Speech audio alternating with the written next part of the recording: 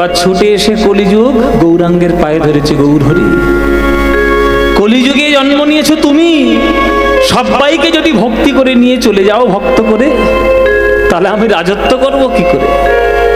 শ্রীমদ্ ভাগবত পুরাণ শাস্ত্র নির্দেশ দিয়েছেন 4,32,000 বছর আমার আয়ু, সবে 5,000 বছর গেছে, এখনো 4,27,000 বছর বাকি আছে। তো এর মধ্যে থেকেই তুমি যদি সব ভক্তগণকে ভক্তি করে যদি উদ্ধার করে নাও, তাহলে রাজত্বটা আমি করব কি করে, কাকে নিয়ে? তখন মহাপ্রভু বললেন, শোন কলি, আমার চরণ ধর আর প্রতিজ্ঞা কর, যারা আমার নাম গাইবে, যারা শুদ্ধ প্রেম গ্রহণ করবে আর বৃন্দাবনের ব্রজপ্রেম জড়িয়ে ধরে যে হা কৃষ্ণ বলে কাঁদবে, তুই তাদেরকে স্পর্শ করতে পারবি না, এটা আমার পায়ে ধরে প্রতিজ্ঞা কর, তাহলেই ছাড়বো, নইলে সব ভক্ত করে নিয়ে চলে যাব। তখন কলিযুগ চরণ ধরে কথা দিলেন যে, হে প্রভু, যে বা তব গুণ গায়, মোর তার নাহি দায়, এই সত্য করিনু নিশ্চয়। যে তোমার নাম গাইবে, যে তোমার প্রেমে পড়বে, আরে রাধা গোবিন্দের প্রেম সম্পত্তি বুকে যে নেবে, আমি তাকে স্পর্শ করব না, আর বাকি অন্য পথে যেই যাবে সেই কলিযুগের আন্ডারে চলে আসবে, কলিযুগের প্রভাব তার মধ্যে পড়বে। ও মায়েরা, ত্রেতা যুগের লক্ষণ গণ্ডির কথা মনে আছে? লক্ষণ গণ্ডি শুনেছো ঘটনা? সেই মারিচ যখন সীতা সীতা সীতা মানে রামচন্দ্রের আওয়াজ করে ডাকছে, তখন সীতা তিরস্কার করলো লক্ষণকে, ঘরে রয়েছে, দাদা বিপদে পড়েছে, যেতে পারছে না। তখন তো লক্ষণ তো জানে যে দাদার বিপদ হওয়া সম্ভব নয়, এসব রাক্ষসদের ছলনা, কিন্তু তিরস্কারের জ্বালায় লক্ষণ কুটির ছাড়তে বাধ্য হয়েছিল। তখন একটা তীর নিয়ে ত্রিভুবনকে সাক্ষী রেখে ওই সীতার কুটিরের চারিদিকে একটা দাগ টেনে দিয়েছিল, ওটাকেই বলে লক্ষণ গণ্ডি। রাবণের 14 পুরুষের ক্ষমতা নেই ওই গণ্ডিটা ভেদ করে সীতাকে ধরার। একবার করে যেই পা দিতে যাচ্ছে, যেন মনে হচ্ছে বিশ্ব ব্রহ্মাণ্ডের সকল বিদ্যুৎ যেন তার শরীরের মধ্যে খেলছে। জেনে রাখবেন, হরিনামের গণ্ডিটা লক্ষণ গণ্ডির মতো। এই যে প্যান্ডেলটা করে এত সুন্দর করে লাইট প্যান্ডেল, বাঁশ টাস দিয়ে কি সুন্দর প্যান্ডেল, জেনে রাখবেন এটাও কিন্তু একটা লক্ষণ গণ্ডি। আপনি ভেতরে ঢুকেছেন মানে সীতার কুটিরে প্রবেশ করেছেন। রাবণ রূপী কাম ক্রোধ লোভ মোহ মদ মাৎসর্য সব বাইরে ঘোরাফেরা করছে, কিন্তু তবুও তো সীতা হরণ হলো কেন? সীতা ইচ্ছা করেই রাবণের হাতে গেল, ভিক্ষা দেওয়ার ছলনায়। ওই রকম যদি আপনারাও করেন, কীর্তনের আসনের মধ্যে কাম ক্রোধগুলোকে টেনে টেনে ভেতরে ঢোকাবেন, তাহলে তো আপনাদেরও সর্বনাশ হবেই, কিচ্ছু করার নেই। সকল ব্যবস্থা কমিটি করে দিয়েছে, এবার আপনি যদি টেনে টেনে নিয়ে আসেন, কি রে কীর্তন শুনতে এসেছিস, হ্যাঁ তোর মেয়ের খবর কি, কটা শাড়ি কিনলো পুজোয়? এইটা কীর্তনে আসলে বসে গল্প করার জিনিস। সারা বছর এই গল্প নিয়ে কাটাচ্ছ, 3 ঘন্টা যখন আসরের মধ্যে আসছো, শুধু মনের মধ্যে ভাব নেবে, হে গৌর হরি, অনেক কৃপায় জনম ধন্য করে কীর্তন শোনার ভাগ্য পেয়েছি, তুমি আমার হৃদয় থেকে তোমার কীর্তনকে শুনি আমার হৃদয়কে পবিত্র করে দাও। এই ভাব যদি কীর্তন শোনার সময় না থাকে, তাহলে কীর্তন শুনে কোনো লাভ নেই, কিচ্ছু পাবেন না। শুধু আপনাদের নয়, আমরাও একই ভাবে সেম। আমরা কীর্তনিয়ারা যদি স্টেজে উঠে দাঁড়িয়ে আমি কীর্তন করছি এইটা যদি মনে করি, ব্যাস শেষ, সব শেষ। আমাদের মনে করতে হবে কি, হে প্রভু, অনেক ভাগ্যে তুমি আমাকে একটু সঙ্গীত করার সামর্থ্য দিয়েছো, তোমার এই জায়গায় দাঁড়ানোর ক্ষমতা তুমি দিয়েছো, হে প্রভু তুমি কৃপা করে তোমার কীর্তন আমার মধ্যে দিয়ে তুমি করিয়ে নাও। আমি তোমার কথা প্রচার করতে এসেছি, তুমি একটু করিয়ে নাও। এই ভাব যদি আমারও না থাকে, তাহলে আমার কীর্তন গাওয়াটাও কখনো সার্থক হবে না। এই ভাব আমরা রাখি না বলে আজকের কীর্তন হাজার হাজার হচ্ছে, কিন্তু তবু অমঙ্গল ছড়িয়ে পড়ছে। কেন? এই কারণে সব করছেন, কিন্তু এক কলসি দুধে ওই 1 ফোঁটা চোনা ফেলে দিচ্ছেন, তাই কীর্তন শুনেও কোনো মঙ্গল হচ্ছে না। কীর্তনটা এখন এন্টারটেনমেন্ট হয়ে গেছে, এখন সাধনার বস্তুই নেই, হৃদয়কে পবিত্র করব সেটা নেই, ওই জন্যই এই দশা। যদি সেইটার প্রভাব মুক্ত করে যেদিন সঠিকভাবে ভক্ত হয়ে কীর্তন শুনতে আসরে বসবেন, সেদিন চোখে জলও আসবে, সেদিন হৃদয়ের মধ্যে প্রেমও হবে, আর গৌর হরের কৃপা তুমি প্রাণে ভরে গ্রহণ করতে পারবে। কাম, ক্রোধ, লোভ, মোহ, মদ, মাৎসর্য বিরাট বড় অস্ত্র। পরমাণুর থেকেও ভয়ঙ্কর। আরে পরমাণু তো শুধু দুটো শহরকে নষ্ট করেছে, হিরোশিমা আর নাগাসাকি। আর কাম, ক্রোধ, লোভ, মোহ, মদ, মাৎসর্য সারা বিশ্বকেই নষ্ট করে বেড়াচ্ছে। হ্যাঁ, কলিযুগের অস্ত্র। মহাপ্রভু মনে মনে ভাবলেন, সর্বনাশ, কি হবে? এত বড় বড় অস্ত্র, কিছু মানুষ তো থাকবে যারা এই সব অস্ত্রের দিকে প্রভাবে পড়ে তারা হরিনামেরই বদনাম করবে।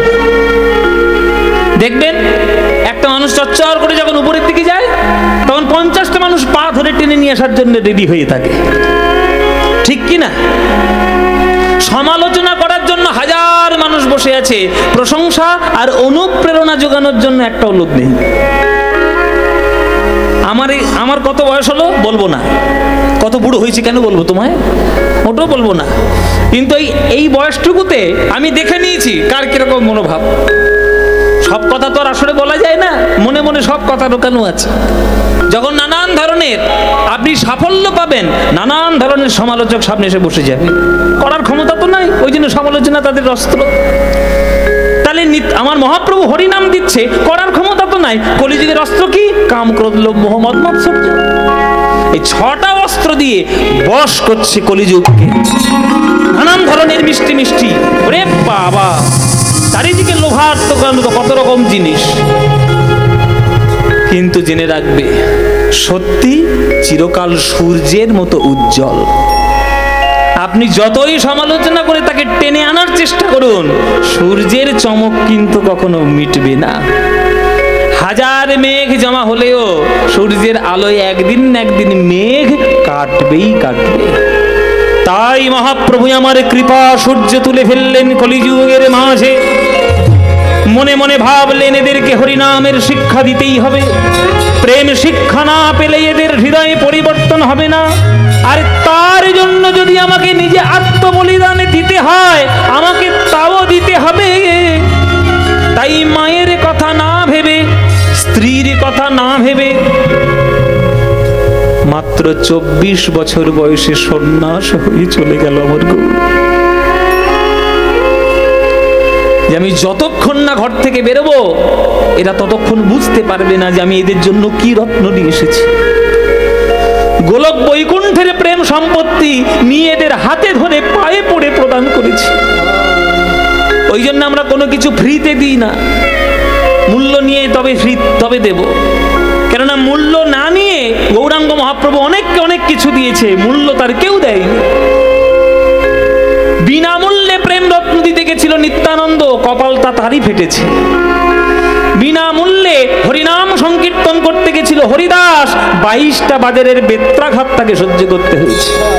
তাই মহাপ্রভু বললেন যে আমি যতক্ষণ না নিজের আত্মবলিদান দেব, এরা বুঝবে না যে এদের জন্য কি নিয়ে এসেছি। তাই 24 বছর বয়সের যেই মাঘ মাস, তাহার শুক্ল পক্ষে প্রভু করিলেন সন্ন্যাস। সন্ন্যাস হয়ে যখন চলে গেল, নিজেকে যে আত্মবলিদান দিলেন যখন, তখন বুঝতে পারল, কলিযুগ বুঝিল কি রত্ন আমরা হারিয়ে ফেলেছি নবিয়ার থেকে। তখন পাথরে মাথা ঠুকে কাঁদেছে, নিমাই নিমাই গৌর গৌর বলে। তখন আর কেঁদে কি হবে? ভালো মানুষটা সামনে থাকলে আগে থেকে তাকে সম্মান দেওয়ার চেষ্টা করো। হারিয়ে গেলে মূর্তি বানিয়ে গলায় হার জড়িয়ে দিয়ে নিজের মাহাত্ম্য প্রচার চেষ্টা করো না। যখন সামনে থাকবে ভালো জিনিসটাকে গ্রহণ করে নাও। নবদ্বীপের বাসী তাই হয়েছিল। কত সমালোচনা নিমাইকে শুনতে হয়েছে। আর যেই নিমাই ঘর ছেড়ে বেরিয়ে গেছে, তখন পাথরে মাথা ঠুকে ঠুকে মরছে, নিমাই কেন তুমি আমাদের ছেড়ে চলে গেলে? তখন ভজ গৌরাঙ্গের নাম সেই দিন থেকে কলিযুগ নবদ্বীপ থেকে পেয়ে আজ হাজার হাজার মানুষ কাঁদছে গৌর বলে। নন্দ রাজা পুরো গ্রামকে ডেকেছে যে আমরা চাষা মানুষ, কৃষি গৌরক্ষ বাণিজ্যম বৈশ্যকর্ম স্বভাবজ। গীতায় কথা যে যারা বৈশ্য হবে, যারা ব্যবসাদার হবে, তাদের তিনটে কাজ। কৃষি মানে চাষবাস করা, গৌরক্ষা মানে গরু বাছুর পালন করা, গরু বাছুর, আর বাণিজ্য সেই চাল বা সেই চাষের জিনিসপত্র নিয়ে ব্যবসা করা। সমাজের চারটে স্তর খুব প্রয়োজন: ব্রাহ্মণ, ক্ষত্রিয়, বৈশ্য, শূদ্র। এই দর্শনগুলো আমরা বুঝি না বলেই আমাদের নিজেদের মধ্যে জাতিভেদ প্রথা সৃষ্টি হয়েছে। কিন্তু ব্রাহ্মণ শুধুমাত্র গলায় পইতে থাকলে কি না, ব্রহ্মজ্ঞান যার হবে তিনি ব্রাহ্মণ। তিনি বুদ্ধি দেবেন, পড়াশোনা করবেন, জ্ঞান লাভ করবেন, দর্শন শেখাবেন, মানুষের বোধ বুদ্ধিগুলোকে উন্মোচন করবেন। তার জন্য ব্রাহ্মণের কার্য। তার জন্য ওই যে 9টা গুণ রয়েছে, সমদম তপ শৌচ ক্ষান্তি রাজ্যমেব চ জ্ঞান বিজ্ঞানম আস্তিক্যম ব্রহ্মকর্ম স্বভাবজ। তারপরে ক্ষত্রিয় রয়েছে, যারা দেশকে শাসন করবে, অন্যায় যারা করবে তাদেরকে শাস্তি দেবে, সুসজ্জিতভাবে দেশটিকে চালাবে। আর দেশ চালানোর জন্য বিরাট বড় একটা অর্থের প্রয়োজন, যে কাজটা করবে বৈশ্যরা। চাষবাস করবে, ব্যবসা করবে, গরু বাছুর পালন করবে। তা আমরা যখন চাষিবাসী লোক, আমরা যখন গোয়ালা লোক, ধান চাষ যদি আমরা করি, সেই চাষের জমি যদি ইন্দ্র দেবতা তার কোপ দৃষ্টি দিয়ে নষ্ট করে দেন, তাহলে আমাদের সর্বনাশ হয়ে যাবে। চলো আজকের এই শরৎকালে আমরা করব ইন্দ্র পূজার আয়োজন। ইন্দ্র পূজা, শরৎকাল ইন্দ্র পূজার আয়োজন হচ্ছে বৃন্দাবন ধামে। আপনারা সবাই জেনে রাখুন যে এখনকার দিনের পঞ্জিকা ভেবে কিন্তু আগেকার দিনের দিন নির্ণয় করবেন না। এখন আমাদের দিন শুরু হয় বা বছর শুরু হয় বৈশাখ মাস থেকে। আগেকার দিনে বৈশাখ মাস থেকে বছর শুরু হতো না। আগেকার দিনে অগ্রহায়ণ মাস থেকে বছর শুরু হতো। ওই জন্য নামটাই তার অগ্রহায়ণ। অগ্র মানে আগে, হায়ন মানে বৎসর। বছরের প্রথম মাসটার নাম অঘ্রাণ, সেই অঘ্রাণ মাস থেকে বছর শুরু হতো। আপনাদের এখানে নিশ্চয়ই এদিকেই হয়, আমাদের ওদিকটায় হয় না। আপনাদের এই অঘ্রাণ মাসে যখন ধান কাটা হয় তখন নবান্ন উৎসব হয় না? হয়তো নবান্ন। এই নবান্নটা কেন হয়? যে চাষটা আমরা বর্ষাকালে করেছি, যে তার নতুন ধান, ওই নতুন ধানটা আগে কেটে নিয়ে এসে সেটা গোবিন্দ সেবায় দেওয়া হবে, সমর্পণ করা হবে। গোবিন্দকে দেওয়া হলো, তারপরে আমাদের অধিকার হলো সেই অন্নে আমাদের গ্রহণ করা। সেই নবান্ন উৎসব আগেকার দিনে হতো। ওই জন্য অঘ্রাণ মাসটাই বছরের শুরুর মাস ছিল। তাই আগেকার দিনের ক্যালেন্ডার অনুসারে অঘ্রাণ পৌষ ছিল আমাদের হেমন্তকাল। হেমন্তকাল থেকে বছর শুরু হতো। অঘ্রাণ পৌষ হেমন্ত, মাঘ ফাল্গুন শীত, চৈত্র বৈশাখ বসন্ত। আপনারা ভুলে গেছেন, প্রকৃতি ভোলেনি। দেখবেন ফাল্গুন চৈত্র মাস আমরা বসন্ত বলি, কিন্তু চৈত্র বৈশাখ বসন্ত। ওই জন্য দেখবেন বৈশাখ মাসে শেষ হয়ে যাচ্ছে, কোকিল কিন্তু কুহু কুহু ডাক ছাড়ছে না। পাই কিনা? দেখবেন বৈশাখ মাসে শেষেও ডাকে, কেননা তারা তো পঞ্জিকা চেঞ্জ হয়েছে কিনা জানার দরকার নেই, তারা প্রকৃতির নিয়মে চলবে। ওই জন্য তারা বৈশাখ মাসেও কুহু কুহু ডাকে। জ্যৈষ্ঠ আষাঢ় ছিল আগেকার দিনে গ্রীষ্মকাল, শ্রাবণ ভাদ্র বর্ষাকাল, আর আশ্বিন আর কার্তিক ছিল আগেকার দিনের শরৎকাল। এই শরৎকালে আমাদের বাংলায় বর্তমানে সব থেকে বড় পুজো কি? দুর্গা পুজো। কিন্তু দুর্গা পুজোটা তো শরৎকালের পুজো নয়। অরিজিনাল দুর্গা পুজো শরৎকালে হয় না। অরিজিনাল দুর্গা পুজো হয় চৈত্র মাসে, যেটা আমরা বাসন্তী পুজো বলি। তাহলে আমরা কেন পুজো করি শরৎকালে? এটা শ্রী রামচন্দ্রের জন্য হয়েছে। রামচন্দ্র লঙ্কা বিজয় করবেন বলে অকাল সময়ে মাতৃ আরাধনা করে, অকাল বোধনের পুজো করে তবে তিনি মাতৃমূর্তি প্রতিষ্ঠা করেছিলেন। সেই পথের পথিক হয়ে আমরাও শরৎকালে বাঙালিরা দুর্গা পুজো করি। কিন্তু আগেকার দিনে শরৎকালে হতো ইন্দ্র পুজো। সেই ইন্দ্র পুজো আজকে নন্দরাজার পরিচালনায় হচ্ছে বৃন্দাবন ধামে। আপনারা প্রাণ ভরে একটু করজোরে, সবাই একটু বসুন করজোরে, আর প্রাণ ভরে যত জোর থাকবে আপনারা একটু উলুধ্বনি দেবেন। কেননা বৈদিক মন্ত্র আগেকার দিনে উচ্চারিত হয়ে তবেই জগতের শান্তি প্রতিষ্ঠা করা হতো। হ্যাঁ হ্যাঁ বাবা, বেশি উল্টো পাল্টা কিছু করা যাবে না। পণ্ডিত মশাই বসে রয়েছে, ভুল ধরবেন না বাবা। হ্যাঁ, এই পণ্ডিত মশাইকে আপনারা সবাই চেনেন, ছড়াতে পারি। আমার সঙ্গে একবারে পিতা পুত্রের সম্পর্ক, এখানে অনেকের সঙ্গেই তাই। হ্যাঁ, দুর্গাপুরে যারা রয়েছে, আমার জেঠু রয়েছে জাসমির সিং, একদম পুতা ছেলে বাবার সম্পর্কের মতো। বহুদিন ধরে সব আলাপ আলোচনা, কৃষ্ণাদি রয়েছে, আমার মাটা আজকে আসেনি, দুর্গাপুরের মা আছে আজকে আসেনি শরীর খারাপ বলে। যাই হোক, আমার এখানে এত আত্মীয় পরিচিতি, হ্যাঁ প্রাণ। আর এই যে আরেক ঠাকুমা নতুন হয়েছে আমার, এই যে নতুন ঠাকুমা বসে আছে। এরকম যে কত ঠাকুমার মা যে আমার সারা ভারতবর্ষে ঘুরে বেড়াচ্ছে তার ঠিক নেই। তা আপনারা সবাই মিলে একটু জগৎ শান্তির জন্য প্রাণ ভরে একটু উলুধ্বনি দেবেন। চলুন বৈদিক মন্ত্র নিয়ে আমরা একটু আস্বাদন করি। উলুধ্বনি মায়েরা, ও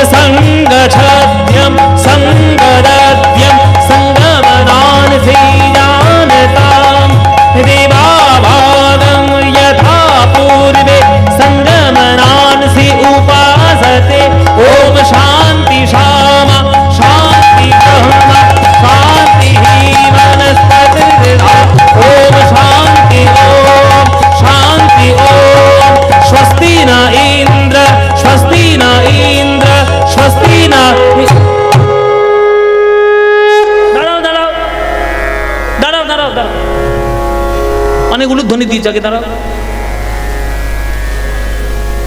সব চুপ হয়ে গেছে। কি ব্যাপার? চুপ। কে বাঁধাটা দিল? গোপাল দিয়েছে। গোপাল ছুটে এসছে, দাঁড়ান দাঁড়ান দাঁড়ান দাঁড়ান দাঁড়ান দাঁড়ান, ঋষিমুনি দাঁড়ান, পণ্ডিত মশাই দাঁড়ান। কি ব্যাপার? গোপাল আমাদের যজ্ঞ বন্ধ করে দিলে কেন? গোপাল করজোরে বলছে, এত দূর থেকে কষ্ট করে আপনারা যজ্ঞ করার জন্য বৃন্দাবন ধামে এসেছেন, যজ্ঞ করুন। জগৎ কল্যাণের জন্য যজ্ঞ করছেন তো যজ্ঞ করুন। তবে আমার একটা আরজি আছে। কি আরজি? দয়া করে ইন্দ্র শব্দ বাদ দিয়ে যজ্ঞ করুন। হ্যাঁ, কি বলছি এটা? কি অসম্ভব? অসম্ভব। হ্যাঁ, এ হয় অসম্ভব। আরে আজকে যজ্ঞটা কাকে উদ্দেশ্য করে? ইন্দ্রকে উদ্দেশ্য করে। আর তুমি বলছো গোপাল ইন্দ্র শব্দ বাদ দিয়ে যজ্ঞ করব, এ তো বৈদিক মন্ত্রের অপমান হয়ে যাবে। আরে বশিষ্ঠদেব কি বলছে দেখো, বয়স্ক আমাদের মধ্যে বশিষ্ঠদেব আছে। বলে বশিষ্ঠ রয়েছে, আমাদের এদিকে শাণ্ডিল্য রয়েছে, এদিকে কাশ্যপ রয়েছে, পরাশর রয়েছে। কি আপনার গোত্র কি? কাশ্যপ গোত্র। কি? পরাশর। তাহলে এতগুলো ঋষিমুনি রয়েছে আর তারা বলছে যে এই ইন্দ্র শব্দ বাদ দিয়ে তো বৈদিক মন্ত্রের অপমান হবে। হ্যাঁ, ও গোপাল কি বলতে চাইছো? কি তুমি যদি বারণ করো আমরা কিন্তু এখান থেকে উঠে চলে যাব, যজ্ঞ করব না। যেই বলেছে যজ্ঞ করবো না, উঠে চলে যাব, নন্দরাজা তো রেগে একেবারে আগুন হয়ে গেছে। এই গোপাল, তুই এখানে কেন এসছিস? তোকে কে ডেকে নিয়ে এসছিস? খালা করে কি? যা, তুই একটা রাখাল ছেলে, তুই কি জানিস বৈদিক মন্ত্রের কিচ্ছু? পড়াশোনা শিখেছিস? ওরে ঋষি মুনিদের কার্যে বাধা দিলে অন্যায় হয়, অপরাধ হয়, ঠাকুর পাপ দেবে। এখানে থাকিস না বাবা, তুই যা, বাধা দিস না যজ্ঞে। দেখুন মায়েরা প্রেম কেমন। নন্দরাজা বলছে তুই পড়াশোনার কি জানিস আর তুই যজ্ঞের কি জানিস? নন্দরাজা জানে না যার জন্য এই বেদ সৃষ্টি হয়েছে সে যে তার ছেলে রূপে এসে লীলা করছে, এটা তো বুঝতে পারছে না। তখন গোপাল প্রেম দিয়ে বলছে, বাবা আমার যুক্তির যদি উত্তর দিতে পারে ঋষিমুনিগণ তাহলে আমি বাধা দেব না। কেন? কি উত্তর, কি প্রশ্ন তোর? আপনারা সবাই বলুন। এতদিন ধরে বৃন্দাবন থেকে ইন্দ্রের নামে যজ্ঞ যাচ্ছে প্রতি বছর, কই ইন্দ্র তো আমাদের চোখের সামনে কোনোদিন আসেনি। অগ্নিকে আমরা স্মরণ করেছি, অগ্নি আমাদের সামনে প্রজ্বলিত হয়েছে, আমরা তাকে ঘৃত দিচ্ছি, তিনি সাক্ষাৎ বর্তমান, তাই তাকে শ্রদ্ধা করে আমরা পুজো করছি, যজ্ঞ করছি। ইন্দ্র কই? প্রজাদের সুখ দুঃখের কথা ভাববে না, প্রজাদের কি ভালো কি মন্দ তুমি ভাববে না, দেবতাদের রাজা বলে তুমি পায়ের উপর পা তুলে বসে থাকবে। আর এই বছরে একবার আসবে পুজো নেওয়ার সময়, দরকার নেই এরকম ইন্দ্রকে পুজো করার, ইন্দ্রের পুজো হবে না। মায়েরা বাবারা কি বলছি ভেতরে ভেতরে কি মানে করছি আপনারা নিজেরা বুঝে নিন, এত ব্যাখ্যা করা যাবে না, বেশি ব্যাখ্যা করলে মার খাবো খুব, গাড়ি নিয়ে বেরোতেই পারবো না। ইন্দ্র পুজো হবে না যখন বাধা দিয়েছে তখন সবাই স্তম্ভিত, যুক্তি যা দিয়েছে সে অখণ্ডিত, খণ্ডন করা যাবে না। তখন ঋষিমুনি বলছে ঠিক বলেছে গোপাল, ইন্দ্র কি আর বলবো, দেবতাদের রাজা তো, অহংকার একটু বেড়ে গেছে, পায়ের ওপর পা তুলে বসে আছে, তা কি করব? কিন্তু জগৎ শান্তির জন্য তো যজ্ঞটা করতেই হবে। তা তুমি যদি বলো ইন্দ্রকে বাদ দিয়ে যজ্ঞ করবো, তা করবোটা কার নামে? বলে শুনুন, জগতে দুই প্রকারের লোক রয়েছে, একটা বকবক বেশি করে কাজ কম করে, আর একটা কাজ বেশি করে কথা কম বলে। জগতের ক্ষেত্রে কোন লোকটি বেশি উপকারী? যে কাজটা করে বেশি আর কথাটা কম বলে। ইন্দ্র কথা বলে বেশি, কাজ করে কম। আর আমাদের চোখের সামনে একজন দাঁড়িয়ে রয়েছে যে কথা বলতে পারে না, চলতে পারে না, বলতে পারে না, নড়তে পারে না, কিন্তু বৃন্দাবনকে সেবা করতে সে কোনোদিন ভোলে না, কোনোদিন ভোলে না। চোখের সামনে দাঁড়িয়ে রয়েছে, কে কে আমাদের রক্ষা করছে? বলে দেখো, চোখের সামনে দাঁড়িয়ে রয়েছে গিরি গোবর্ধন। গিরি গোবর্ধন এমন এক পাহাড়, যার ছায়ায় আমরা থেকে মানুষ হয়েছি, কত কৃপা পাচ্ছি, ফল পাচ্ছি, ফুল পাচ্ছি, জল পাচ্ছি, রক্ষা পাচ্ছি, অথচ একটা দিনের জন্য তার চরণে কৃতজ্ঞতা জানাচ্ছি না। বাবা, যে অহংকারী ইন্দ্র পায়ের উপর পা তুলে জগতে বসে থাকে স্বর্গে, তাকে পুজো করব অহংকার দিয়ে? আমরা ভগবানকে পুজো করব কেন? ভয় করে না ভক্তি করে? ও মায়েরা, ভগবানকে আপনারা কি দিয়ে পুজো করেন? ভয় করে না ভক্তি করে? তাহলে ভক্তি করে, তাহলে যাকে ভক্তি করব তাকে দেখে ভয় পাবো কেন? ইন্দ্রকে দেখে ভয় পাবো না। কৃষ্ণ বলছে এই কথা, সকল ঋষিমুনিদের সামনে বলছে এই কথা, ব্রজবাসীদের সামনে বলছে এই কথা। শুধু ব্রজবাসীরা তো শুনছে না, সেখানে তো গোবর্ধনও দাঁড়িয়ে রয়েছে। গোবর্ধনে দাঁড়িয়ে বলছে, হে ভগবান, হে গোবিন্দ, হে মধুসূদন, হে আমার প্রাণের ঠাকুর, আমি একটা পাহাড়, পাহাড়ের প্রতি যদি তোমার এত দয়া হয়, তোমার জীব জগতে অন্যান্যদের প্রতি যা দয়া, সেই একই দয়া এই পাহাড়ের প্রতি। এই জন্মে পাহাড় হয়ে জন্ম নিয়েছি, নড়তে পারি না, বলতে পারি না, চলতে পারি না, কিন্তু কখনো যদি তুমি আমায় মানুষ করে জন্ম দাও, তাহলে সেই দিনে আমি আমার মনের মতো তোমার চরণে ধরে সেবা করব। হৃদি বৃন্দাবনে বাস, হৃদি বৃন্দাবনে বাস, হৃদি বৃন্দাবনে বাস। ধরে নিতাই হরি হৃদি বৃন্দাবনে বাস। ওগো যদি করো কমলাপতি, ওহে ভক্তি প্রিয় আমার, আমার ভক্তি হবে রাধা সতী। হৃদি বৃন্দাবনে বাস, হৃদি বৃন্দাবনে বাস। যদি করো কমলাপতি, ওহে ভক্ত প্রিয় আমার, ভক্তি হবে রাধা সতী। হৃদি বৃন্দাবনে বাস, হৃদি বৃন্দাবনে বাস। আস্তে মায়েরা, কথা নয়, হৃদি বৃন্দাবনে বাস, যদি করো কমলাপতি, ওহে ভক্তি প্রিয় আমার, আমার ভক্তি হবে রাধা সতী। আমার হৃদয়টাকেই বৃন্দাবন বানিয়েছি তোমার চরণকে স্পর্শ করবে বলে। তুমি যদি তোমার শ্রীচরণের ছায়া যদি আমার হৃদয়ে রাখতে পারো, সেই দিন পাথর থেকে মানুষ হয়ে তোমার চরণ ধরে সেবা করব। গোবিন্দ বলছে কেমন করে সেবা করবে?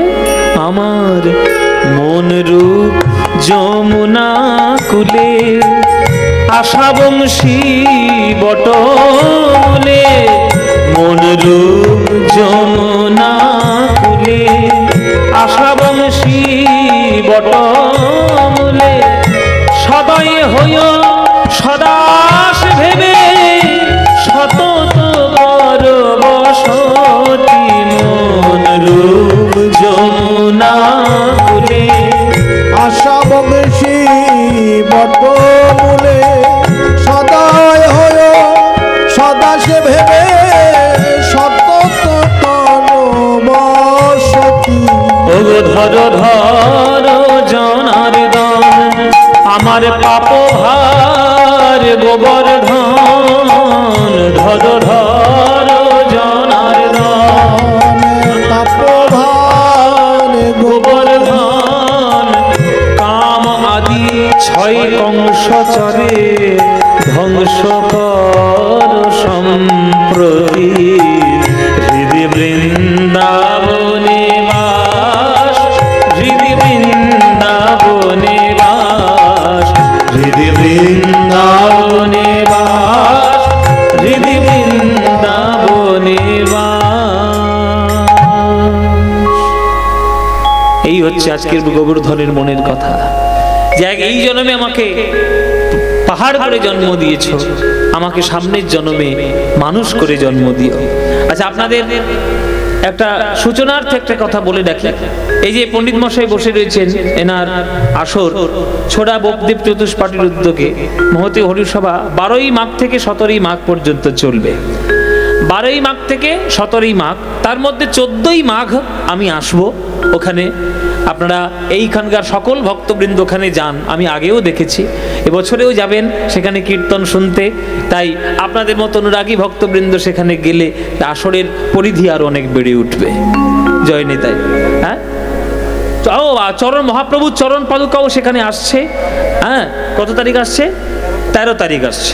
13 তারিখে মহাপ্রভুর 16 তারিখ পর্যন্ত থাকবে মহাপ্রভুর চরণ পাদুকা। আপনারা যারা দর্শন করতে চান চলে যাবেন ছোড়া গ্রামে কীর্তন শোনার জন্য। জয় নিতাই। এই হচ্ছে গিরি গোবর্ধনের মনের কথা, যে আমি মানুষ হয়ে যেদিন জন্ম নেব আমার মনের কথা আমি তোমার চরণ ধরেই বলবো। হ্যাঁ, তখন নন্দরাজা বলছে, শোন গোপাল, একটা পাহাড়কে কেউ কখনো আজ পর্যন্ত পুজো করেছে? তুই একটা পাহাড়ের পুজো করার উপদেশ দিচ্ছিস। তখন বলছে যে কে বলেছে ওই গিরি গোবর্ধন একটা সাধারণ পাহাড়? ও সাধারণ পাহাড় নয়, সাধারণ পাহাড় মোটেও নয়।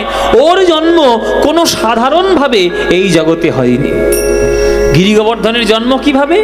গিরি গোবর্ধনের প্রথম জন্ম বৃন্দাবন নয়, গিরি গোবর্ধনের জন্ম হলো গোলক বৈকুণ্ঠ ধামে তার জন্মস্থান।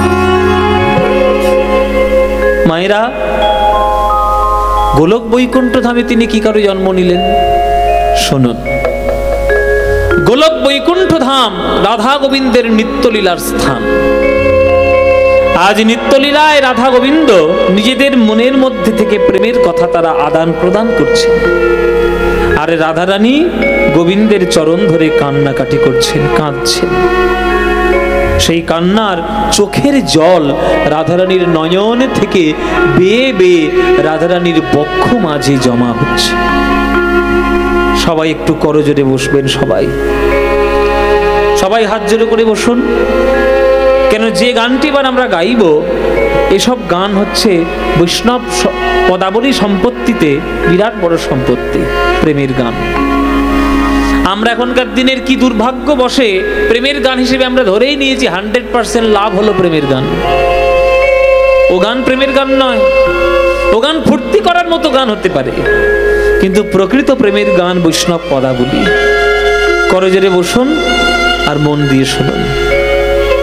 বধূ হে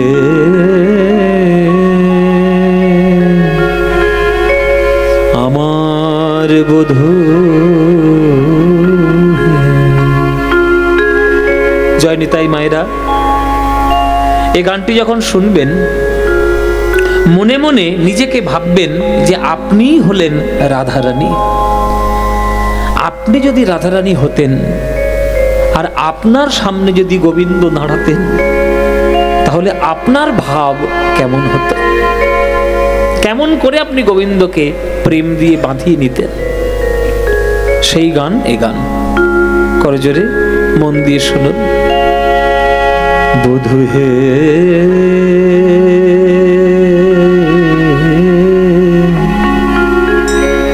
আমার পরাণ বধূ,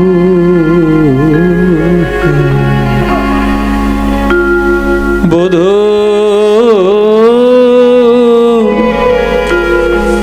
বধূ তুমি সে আমার প্রাণ, বধূ তুমি সে আমার প্রাণ, তুমি সে আমার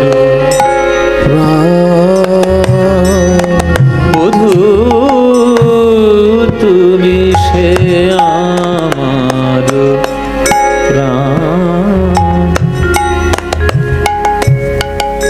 তোমার চরণে আমি সবই যে সপেছি,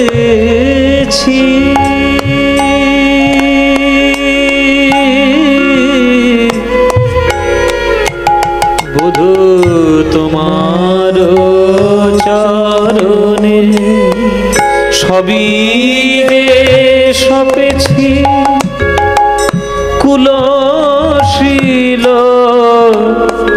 জাতিমান হে, বধূ তুমি সে আমার প্রাণ, বধূ তুমি সে আমার প্রাণ। হরি বল। বধূ তোমায় ভালোবেসে আমার কি হয়েছে জানো?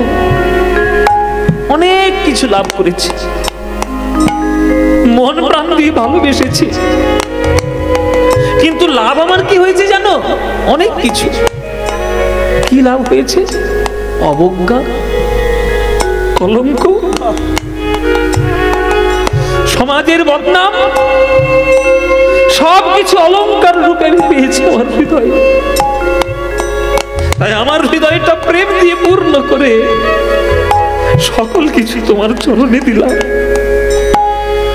তার জন্য যদি বদনাম নিতে হয় হবে। কি পেয়েছি জানো বধূ তোমায় ভালোবেসে? ওগো কলঙ্কি বলিয়া ডাকে সব লোকে, কলঙ্কি বলিয়া ডাকে সব লোকে, আমার তাহাতে নাই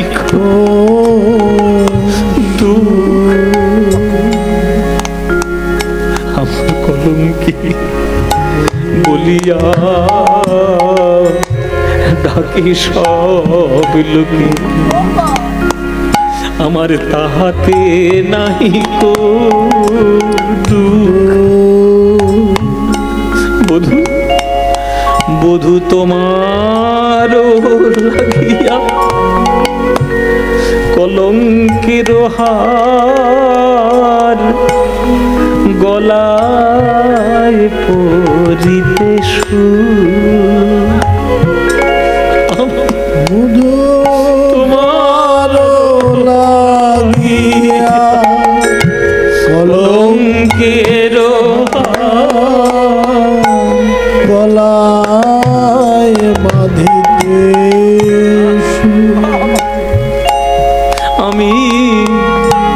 আমি সতী নাই অসতী,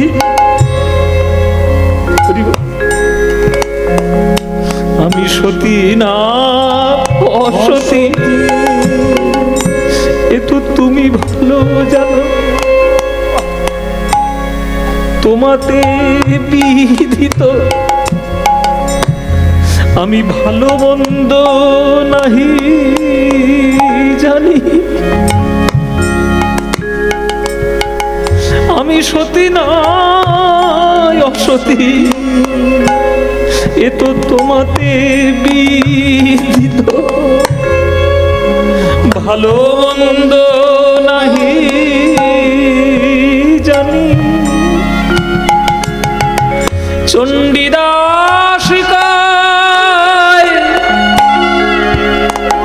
আমার সর্ব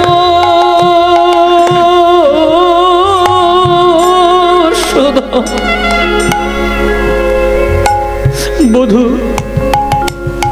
তোমার ওই চরণ দুখানি আমার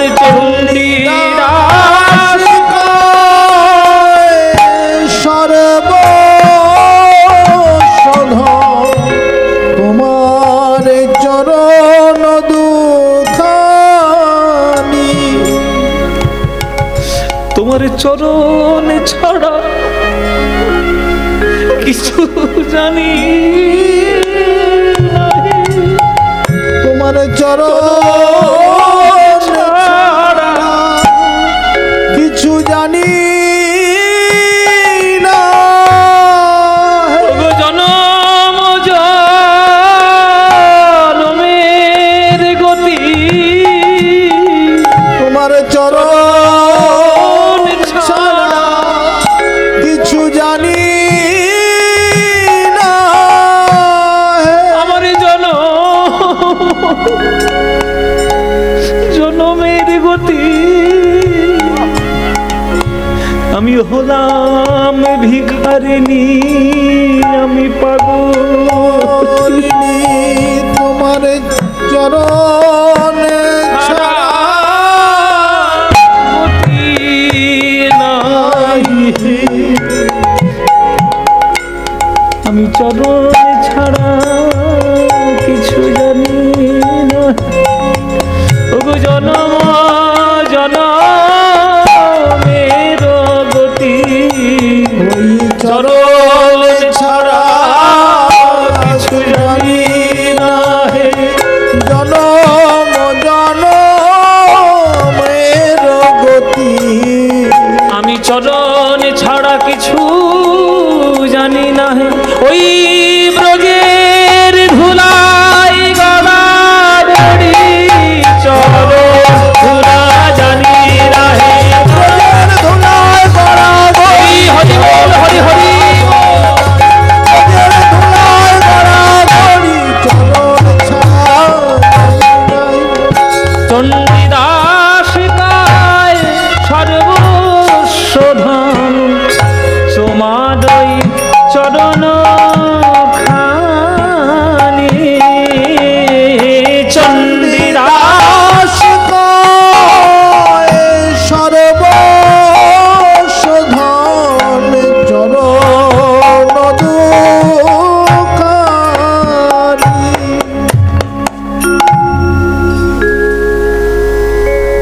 এই হলো কীর্তন। যে পদাবলী গেয়ে উচ্চ স্বরে ভগবানের জন্য দুফোঁটা চোখে জল আসে সেটাই কীর্তন। সঙ্গীতের সুর যদি সাত্ত্বিক জগতে আপনাকে প্রবেশ করাতে পারে তবেই সঙ্গীতের সার্থকতা। আপনারা যে কজন আজকের গান শুনছেন এই গান শুনে যদি কারোর নয়নের দুকোণে দুফোঁটা জল আসে জেনে রাখবেন তবে কীর্তন শোনাটা এতদিনে সার্থক হলো। এই গান আমাদের মতো সাধারণ মানুষের গান নয়। যিনি রচনা করেছেন তিনি বৈষ্ণব পদকবি চণ্ডীদাস ঠাকুর। আর তার ভক্তি হৃদয়ে গ্রহণ করা এত সহজ নয়। ওই জন্য প্রণাম করতে হয়। আপনারা শিক্ষাটা নিয়ে নিন। এসব সংস্কারগুলো ভুলে যাচ্ছেন ধীরে ধীরে। পদের শেষে যখন পদকর্তার নাম হয় তখন তার চরণে শ্রদ্ধা করে প্রণাম জানাতে হয়, কেননা তার মতো ওই সাধনা আমরা কখনো করতে পারবো না। তাকে শ্রদ্ধা জানালে যদি তার এক ফোঁটা কৃপাবৃন্দ যদি আমার হৃদয়ে আসে। রাধারানী নিজের চরণের ভক্তি জানাচ্ছেন গোবিন্দ চরণে, আর রাধারানীর নয়নের কোণ থেকে বিন্দু বিন্দু জল ঝরে পড়ছে রাধারানীর বক্ষ মাঝে। প্রেমের এত পূর্ণতা, প্রেমের এত শীতলতা যে প্রেম আজ নয়ন জল রূপে রাধারানীর বক্ষ মাঝে জমাট রূপ ধারণ করে শিলাখণ্ড হয়ে গেল। সেই শিলাখণ্ড রূপে গোলক বৈকুণ্ঠ ধামে জন্মগ্রহণ করল গিরি গোবর্ধন। আজ গিরি গোবর্ধন বলছে, হে প্রভু, গোলক বৈকুণ্ঠ ধামে যদি তোমাদের এত প্রেম হয় তাহলে আমাদের বৃন্দাবনে কেমন প্রেম হবে? সেই প্রেম কি আমার ভাগ্যে দর্শন হবে না? প্রভু বলছেন, কেন হবে না? তোর জন্যই তো আমি যাব বৃন্দাবন। এই বিশ্ব ব্রহ্মাণ্ড যতদিন থাকবে আমাদের প্রেমের চূড়া নিয়ে তুই দাঁড়িয়ে থাকবি। তোর চূড়া যতদিন থাকবে ততদিন রাধা গোবিন্দের প্রেম কাহিনী বিশ্ব ব্রহ্মাণ্ডে ছড়িয়ে পড়বে। শোন গোবর্ধন, ত্রেতা যুগের শেষ লগ্নে তুই জন্মগ্রহণ করবি দ্রোণ পর্বতের ঘরে। তারপরে কালের গতিতে তুই যাবি বৃন্দাবনে। আরে বৃন্দাবনে গিয়ে আমাদের লীলা দর্শন করবি। আরে বিশ্ব ব্রহ্মাণ্ড যতদিন থাকবে শিলাখণ্ড রূপে চূড়া হয়ে বৃন্দাবনের মহিমা বর্ণন করবি। যা, জন্ম নে দ্রোণ পর্বতের ঘরে। দ্রোণ পর্বতের ঘরে প্রথম জন্ম নিল ওই গোবর্ধন আমাদের পৃথিবীতে। দ্রোণ পর্বতের ঘর, জায়গাটা কোথায়? দেরাদুন। দেরাদুনের কি বিখ্যাত মায়েরা? বাসমতি চাল, বিরিয়ানি টিরিয়ানি খান তো এখন। হ্যাঁ, ওই সব বনেশে খাবারগুলো খাবেন তো আপনারা, নইলে আপনাদের হবে কি করে? হ্যাঁ, ওইসব সব বনেশে খাবার। হ্যাঁ, সাদা ভাত খাবে না, বিরিয়ানি খাবে। ওই যে দেরাদুন চাল, ওই যে দেরাদুনের বাসমতি, ওই দেরাদুন জায়গাটার নাম হচ্ছে দেরাদ্রোণ। আগে নাম ছিল দেরাদ্রোণ। হিন্দিতে দেরা বা ডেরা শব্দের অর্থ হচ্ছে বাসা বা ঘর। বলে না, তোমারা ডেরা কাহা পর লাগা হুয়া है, বলে না, এই ডেরা। এই দেরাদ্রোণ থেকে হয়েছে দেরাদুন। এই দেরাদুন মানে দ্রোণাচল পর্বতের জায়গা। ওই দ্রোণ পর্বতের ঘরে প্রথম জন্ম নিল গোবর্ধন। যেই জন্মগ্রহণ করলেন ভগবান শ্রীবিষ্ণু আজ দর্শন দিলেন পুলস্ত ঋষিকে। সপ্ত ঋষির এক ঋষি পুলস্ত ঋষি। পুলস্ত প্রভু, আজ্ঞা প্রভু, যাও তীর্থ দর্শনে বেরিয়ে যাও। বেশ প্রভু, আজ্ঞা দিচ্ছে যখন বেরিয়ে পড়ি। দাঁড়াও, বেরিয়ে পড়ি মানে একা একা কোথায় যাচ্ছ? বলে, তার কোথায়, কাকে সঙ্গে নিয়ে যাব? বলে, ভক্ত সঙ্গ ছাড়া তীর্থ হয় না। ভক্ত সঙ্গে তীর্থে যাও, অভক্তদের সঙ্গে নিয়ে তীর্থে যাবে না, ভক্ত সঙ্গে যাবে। হ্যাঁ, যাও, ওই গোবর্ধন ওকে নিয়ে তুমি তীর্থ ভ্রমণ করে এসো। গোবর্ধন, হায় হায়, সে তো একটা পাহাড়, পাহাড়কে কোলে করে তুলে নিয়ে যাওয়া যায়? বলে, না, নিয়ে যেতেই হবে, আমার আজ্ঞা তোমার প্রতি। তাই হবে। পুলস্ত এসেছে আমাদের দ্রোণ পর্বতের বাড়িতে, একটু গোবর্ধনকে নিয়ে যাবে বলে। ও গোবর্ধন, ও মায়েরা, এইটা হচ্ছে গোবর্ধন। আহারে, আহ, মুখটা দেখো, ঠিক একবার পাহাড়ের চূড়ার মতো দেখো, পাহাড়ের চূড়া। হ্যাঁ, একদম নাকটা একদম টিলার মতো উঁচু হয়ে আছে, দেখো। গিরি গোবর্ধনে কহে শুনহ বচন, গিরি গোবর্ধনে কহে শুনহ বচন, গিরি গোবর্ধনে কহে শুনহ বচন, গিরি গোবর্ধনে কহে শুনহ বচন।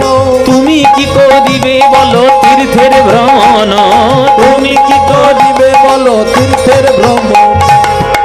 এই, তুমি তীর্থে যাবে নাকি? যাবে? হ্যাঁ, বাহ, বল বাবা, কি করে যাব? ও আচ্ছা, ধাক্কা দিচ্ছি, কিছু মনে করো না। গিরি গোবর্ধনে কহে শোনো মোরে বাণী, গিরি গোবর্ধনে কহে শোনো মোর বাণী। লোক মুখে শুনি আমি সাধক আপনি, লোক মুখে শুনি আমি সাধক আপনি। আমায় কোলে করে নিয়ে চলো, কোলে করে নিয়ে চলো, তবেই আমি তীর্থে যাব, কোলে করে নিয়ে চলো, তবেই আমি তীর্থে যাব, কোলে করে নিয়ে দেব মুখে হরি হরি হরি বলে তবেই আমি তীর্থে যাব। হরি হরি হরি বলবো তবেই আমি তীর্থে যাব। হরি হরি হরি বলবো তবেই আমি তীর্থে যাব। কোলে করে নিয়ে চলো, কোলে করে নিয়ে চলো, কোলে করে নিয়ে চলো। কোলে করে নিয়ে চল। তাহলে আমি তো পাহাড়, আমি কি চলতে পারি? কোলে করে যদি একটু নিয়ে যান তাহলে নিশ্চয়ই যেতে পারি। দূর, পাহাড়কে কোলে করে নিয়ে যাব অসম্ভব। আমি তুলবো কি করে? তখন গোবর্ধন বলছে, তা কিসের সাধনা করেছেন আপনি? পুলস্ত, কত বড় বড় নাম, সপ্ত ঋষির এক ঋষি, আর একটা পাহাড় তুলতে পারেন না? এই খোঁচা দিয়ে যখন কথা বলেছে তখন পুলস্ত গিয়েছে রেগে, বলে কত সাধনা আমি করেছি তার জবাবদিহি করবে একটা পাহাড়ের কাছে? তবে রে তোর মতো 10খানা পাহাড় আমি হাতে তুলতে পারি, চল। চল দেখি তোর মতো 20টা পাহাড় নেবো রে। তুই কি ভেবেছিস আমার? ও মায়ের, আমি দেখো পাহাড় তুলেছি। হ্যাঁ, গিরি গোবর্ধনে রে শিরেতে লইয়া, গিরি গোবর্ধনে রে শিরেতে লইয়া, আজ পুলস্ত ঋষি চলে নাচিয়া নাচিয়া। পুলস্ত ঋষি চলে নাচিয়া নাচিয়া, আর পুলস্ত ঋষি চলে নাচিয়া নাচিয়া। চারি ধাম চারি কাল করিয়া ভ্রমণ, চারি ধাম চারি কাল করিয়া ভ্রমণ, চারি ধাম চারি কাল করিয়া ভ্রমণ। বৃন্দাবন ধামে আসি দিল দর্শন, এবার বৃন্দাবন ধামে আসি দিল দর্শন। বৃন্দাবন ধামে এসে সবার শেষে লাস্টে একদম বাহ।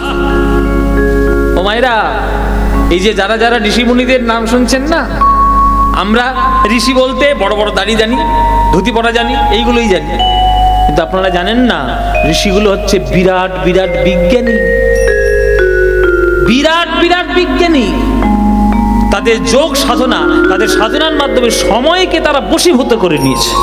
তাই তারা ভূতও দেখতে পায়, বর্তমানও দেখতে পায়, ভবিষ্যৎও দেখতে পায়। বৃন্দাবনে পা দিয়েই পুলস্ত বুঝতে পেরেছে এইখানে দাপর যুগে কৃষ্ণের লীলা হবে, এইখানেই কৃষ্ণের লীলা হবে। যেখানে কৃষ্ণ লীলা হবে সেখানে বসে আমি একটু ধ্যান করব না? ধ্যান করার আনন্দে বসে গেল আমার পুলস্ত। এই যে ধ্যান করার আনন্দে বসে গেল পুলস্ত, এইটাই হয়েছে কাল, এইটাই হয়েছে সর্বনাশ। কিরকম সর্বনাশ মায়েরা? গোবর্ধন যখন মাথায় উঠেছিল তখন বলেছিল যে যতক্ষণ হাতে থাকবো, গলায় থাকবো, মাথায় থাকবো, ততক্ষণ ঠিক থাকবো। হে ঋষিবর, খবরদার মাটিতে আমায় বসাবেন না, কারণ মাটিতে যদি আমি একবার বসেছি আপনার 14 পুরুষের ক্ষমতা নেই আমাকে টেনে তুলে নিয়ে যাও, কেন ওটা আপনি পারবেন না, আগে থেকেই বলে দিলাম। এই কথাটা ভুলে গেছে পুলস্ত, ওই সাধনা করবে এই আনন্দে, মানে রাধা কৃষ্ণ লীলা করবে তো এই আনন্দে বসে গেছে ধ্যান করতে। পাহাড়টা নামিয়ে দিয়েছে, আর যেই পাহাড়ে নামিয়ে দিয়েছে মায়েরা, ব্যাস এইবার শিকড় চালতে শুরু করেছে ভেতরে ভেতরে।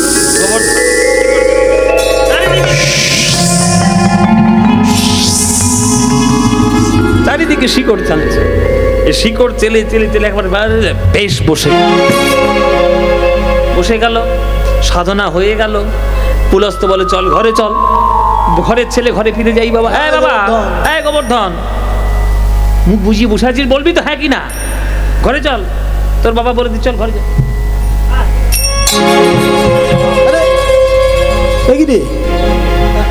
এত ভারী হয়েছিস কি করে? জমের মতো বসে আছিস,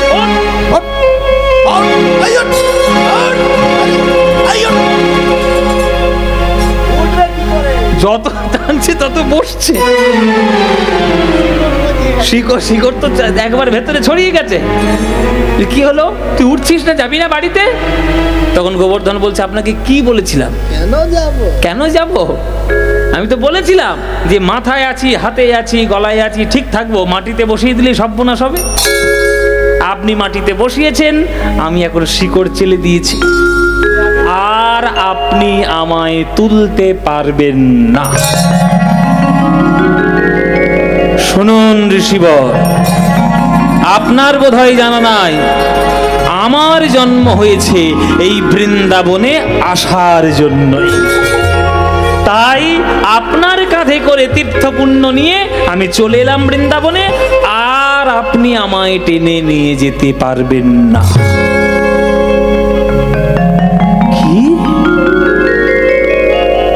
ও মানে তুই এতক্ষণ আমার হাতে ছিলিস, মাথায় ছিলিস হালকা রূপ ধারণ করে, মানে তুই ছলনা করেছিস আমার সঙ্গে, ছলনা করে তুই আমার কাঁধে চেপে হাতে চেপে তুই তীর্থপুণ্য নিলি আর বসে গেলি, মানে আমার শক্তিকে তুই ব্যবহার করেছিস ছলনা করে। শোন গোবর্ধন, জানি না তোর উপর কার কৃপা রয়েছে, আর সেটা আমার জানার প্রয়োজনও নেই, কিন্তু আমি পুলস্ত ঋষি গিরি গোবর্ধনে কহে শুনহ বচন, মোর শনে কপটতা করিলে এখন, আমি পুলস্ত ঋষি অভিশাপ দি তোমারে, দিন দিন তিল তিল ক্ষয় হবে তোরে। অভিশাপ দিয়ে দিলাম, প্রত্যেক দিন একটা তিলের মাপে ক্ষয় হয়ে যাবে। আর যেদিন তুই তিলের মাপে ক্ষয় হতে হতে সারা পৃথিবীর থেকে নিঃশেষ হয়ে যাবি, সেই দিন এই পৃথিবীর ধ্বংস লীলা শুরু হবে। বলে দিয়ে গেলাম যা। মায়েরা, সে বাণী এখনো সত্য। যতদিন যাচ্ছে প্রত্যেক দিন একটা তিলের মাপে গিরি গোবর্ধন ক্ষয়ছে। আজকের দিনেও কিন্তু একটা তিলের মাপে গিরি গোবর্ধন ক্ষয়েছে। ওই জন্য আগেকার দিনে বৃন্দাবনে গিরি গোবর্ধন যতটা উঁচু ছিল, এখন কিন্তু অতটা উঁচু নেই। বলতো, মানে এটা আমাদের শোনা কথা, যে এত উঁচু ছিল যে গিরি গোবর্ধনের ছায়া নাকি রাধারানীর বাড়িতে বর্ষণাতে এসে পড়তো। এটা শোনা কথা, যে সেটার পরে না, সে অনেক নেমে গেছে গিরি গোবর্ধন পাহাড়। এবং বলাও রয়েছে যে এক তিল তিল করে যেদিন পুরোটা শেষ, সেদিন আমাদের পৃথিবীর ধ্বংসলীলা শুরু। যাই হোক, সেটা কবে হবে না হবে আমাদের জানার দরকার নেই। তখন যারা বেঁচে থাকবে তারা ঠেলা বুঝবে, এখন আমাদের দেখার দরকার কি। আমরা কটা দিন বেঁচে আছি বাবা, ভালো করে খাই দাই, চুপচাপ করে হরি বলে চলে যাই, আমাদের অত দেখার দরকার নাই। হ্যাঁ, তা চলেছে। এই হচ্ছে গিরি গোবর্ধনের আসার ইতিহাস। তা বাবা, যে পাহাড়টা গোলক বৈকুণ্ঠে জন্ম এসেছে বৃন্দাবন ধামে, এত কিছু সেবা করছে, তাকে আমরা একদিন পুজো দেব না? পুজো দেব। যে কোনো বড় পুজো হোক না কেন, প্রসাদের যদি ব্যবস্থা না থাকে, ওরে বাবা, আজকে কৃষ্ণ পুজো করছে, গোবর্ধনের এত রান্না হয়েছে, ডাল আর কড়াতে জায়গা নেই, কুয়ো তৈরি করতে হয়েছে। কুয়ো থেকে টেনে টেনে তুলে তুলে ডাল নিচ্ছে। হ্যাঁ, আর বাঁধাকপির চচ্চড়ি এত হয়েছে, সেটা পুকুরের মতো লাগছে, মানে কাদার পুকুর, বাঁধাকপির চচ্চড়ি তো গিয়ে ধপাস করে পড়েছে সেই। মানে আমি একটু রূপক দিচ্ছি আর কি, মানে এত রান্না হয়েছে। কি কি কিরকম রান্না? ব্যঞ্জনেরও কত স্তূপ অন্নকূট করি, ব্যঞ্জনেরও কত স্তূপ অন্নকূট করি, আহা নিবেদন কইল সবে বলিয়া শ্রীহরি, নিবেদন কইল সবে বলিয়া শ্রীহরি। ব্রাহ্মণরা ছুটে এসছে গোপালের কাছে, গোপাল বড় বিপদ হয়েছে। বলে কেন, কি হয়েছে? বলে মন্ত্র কই? ইন্দ্রের নামে মন্ত্র না হয় শাস্ত্রে লেখা আছে, গিরি গোবর্ধনের নামে তার মন্ত্র নেই। তাহলে কোন মন্ত্র দিয়ে পুজো করবো? তাহলে তুমিই বলো। গোপাল বলছে, যাই বলুন না কেন, সব মন্ত্র বলার পর একবারই গিরি গোবর্ধনায় নাম জুড়ে দেবে। কি ভাইরা, এখানে যারা গান গান শুনছো, তোমরা গঙ্গাসাগর কারা কার কাছে হাত তোলো? অনেকে গিয়েছে গো, জেঠিমা যাওনি এখনো? গিয়েছো তো? এই সবাই গিয়েছি। এই যে গঙ্গার সময়, মানে এই যে গঙ্গা স্নানের সময় আপনাদের এই কাছাকাছি একটা জায়গায় মেলা হয়, জয়দেবের মেলা। হ্যাঁ, সবাই তো নদী স্নান করে পুণ্য লাভের জন্য। তা আপনারা যখন নদীতে স্নান করেন তখন হুড় হুড় করে নেমে যান, খবরদার নামবেন না। কুয়োর জল হোক, কলের জল হোক, বাথরুমের জল হোক, আর পুকুরের জল হোক, যে কোনো জল স্নান করার আগে সেই জলটা হরহর করে পা ঢুকিয়ে দিতে নেই। আগে সেই জলটা নিয়ে মাথায় দিতে হয়। কেন? গঙ্গা জ্ঞানে সম্মান করে। আর যখন গঙ্গা জ্ঞানে সম্মান করতে হয়, তখন একটা মন্ত্র বলতে হয়। সেই মন্ত্রটা বললে তবে পুণ্য লাভ হয়। সেই মন্ত্র আপনারা জানেন? জানেন না? হ্যাঁ, সব পুণ্য। তাহলে এতদিন কি স্নান করলেন? সব বেকার হয়ে গেছে, ভস্যে ঘি ঢালা হয়ে গেছে। মন্ত্রটা কি বলে দেবো কি? জানবেন না শুনবেন? জানবেন তো? তাহলে হাতটা জোরে করুন, করো জোরে করুন, আর আমার সঙ্গে সঙ্গে বলতে থাকুন। যেরকম বলবো সেরকম মুখস্থ করে নিন।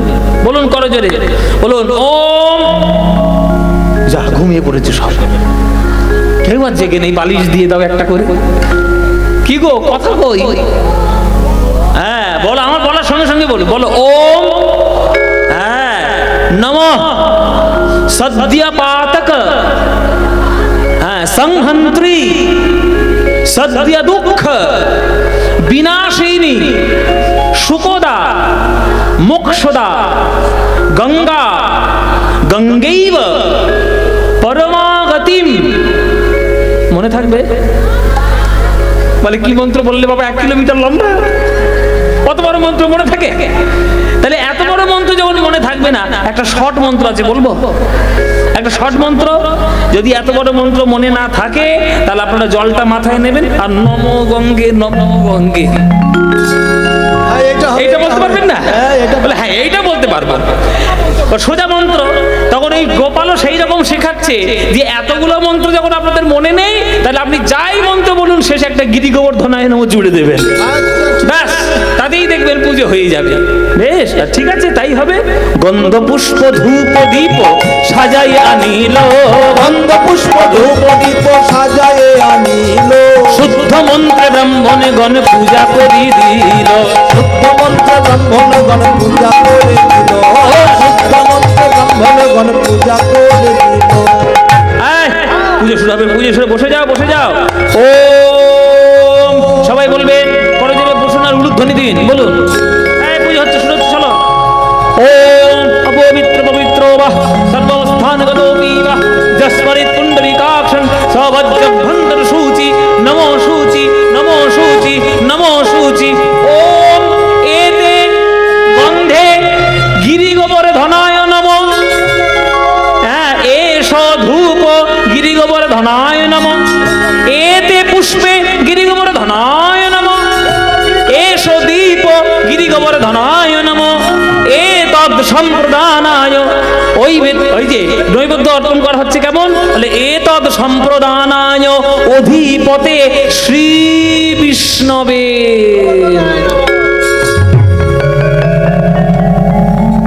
কতক্ষণ ধরে পুজো হচ্ছে দেখো খালি। ও মায়েরা, যেই একবার বলেছে এতদ সম্প্রদানায় অধিপতে শ্রী বিষ্ণবে নমঃ, ব্যাস সঙ্গে সঙ্গে কৃষ্ণ মায়ায় ভরিয়ে দিয়েছে। যোগ মায়াকে ডাকছে কৃষ্ণ, যোগ মায়া। মা, মাগো লীলায় সহায়তা করতে হবে, মা চলে এসো। ও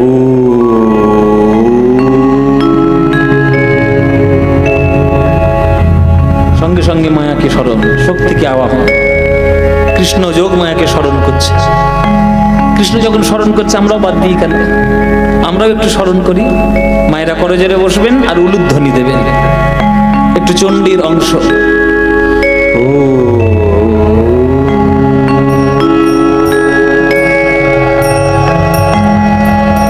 ত্বং স্বাহা ত্বং স্বধা ত্বং হি বশটকার স্বরাতিমেকা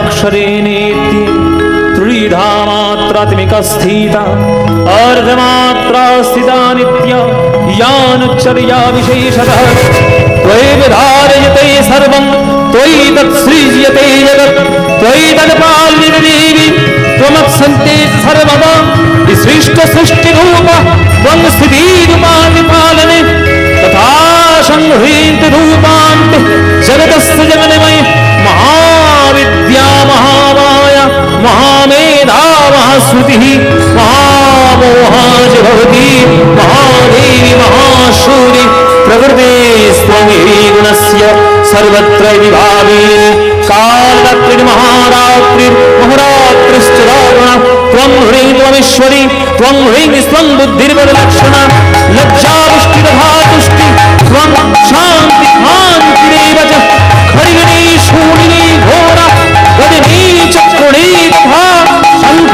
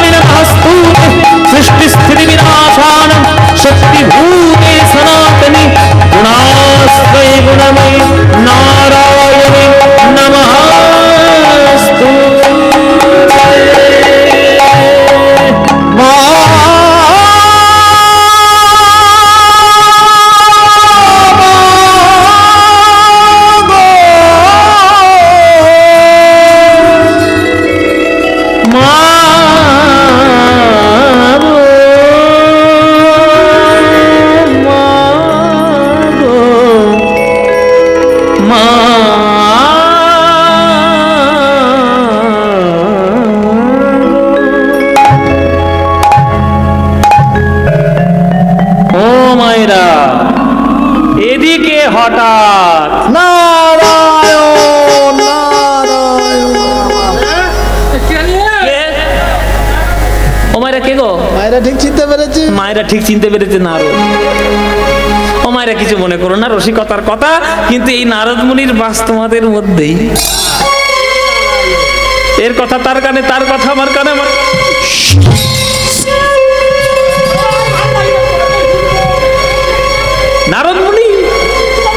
নারদ মুনি গিয়েছে স্বর্গে, দেখছে দেবরাজ ইন্দ্র পায়ের ওপর পা তুলে বেশ সমরস পান করছে, টাঙুর টাঙুর খাচ্ছে আর কি।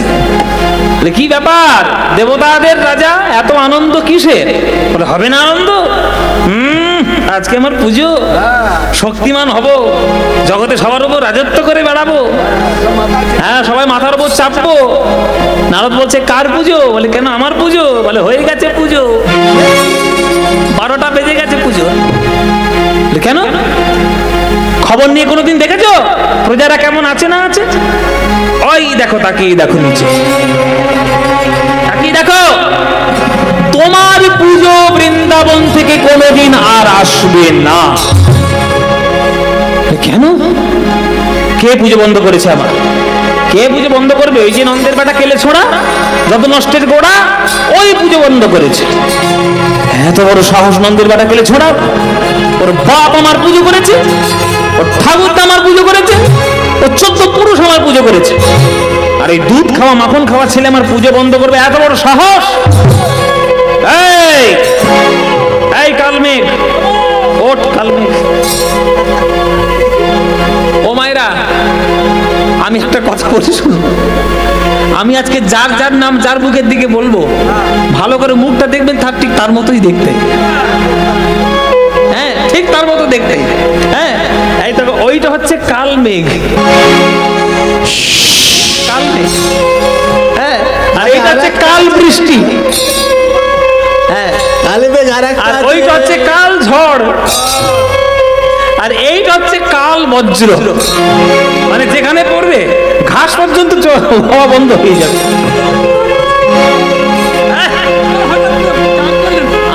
আমাকে ভয় দেখাচ্ছিস কেন? আমি তোদের রাজা। এই খবর বলুন।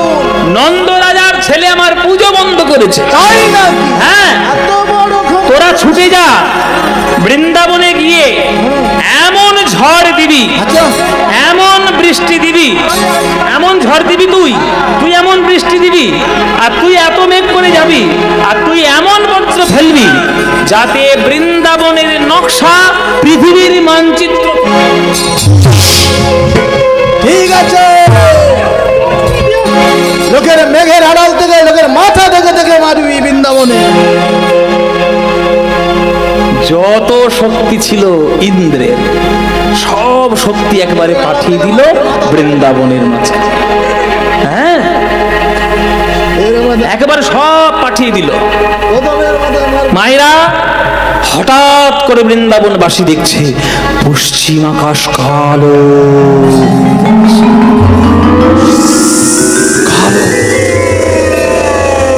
যত গোপগণ গিরির পূজন, যত গোপগণ গিরির পূজন, যত গোপগণ গিরির পূজন, যত গোপগণ গিরির পূজন, শুনি আসে দেবরাজ।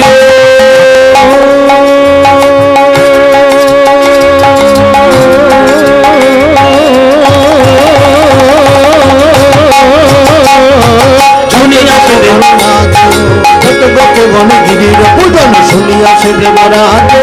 নানা মেঘ আনে করি আহ্বানে, নানা মেঘ আনে করি আহ্বানে, ওই ছুটিলা সে ব্রজ মাঝ, নানা মেঘ আনে করি আহ্বানে, ছুটিলা সে ব্রজ মাঝ। ওগ বৃন্দাবনে ছুটে চলিল, কৃষ্ণের সনে যুদ্ধের তরে বৃন্দাবনে ছুটে চলিল, কৃষ্ণের সনে যুদ্ধের তরে বৃন্দাবনে, কৃষ্ণের সনে, কৃষ্ণের সনে যুদ্ধের তরে হরি হরি হরি বলে, কৃষ্ণের সনে যুদ্ধের তরে কৃষ্ণ কৃষ্ণ কৃষ্ণ বলে, কৃষ্ণ কৃষ্ণ কৃষ্ণ বলে, বৃন্দাবনে ছুটে চলিল, বৃন্দাবনে ছুটে চলিল। বিরাট বড় ঝড়, তীব্র ঝড়, এত বজ্রপাত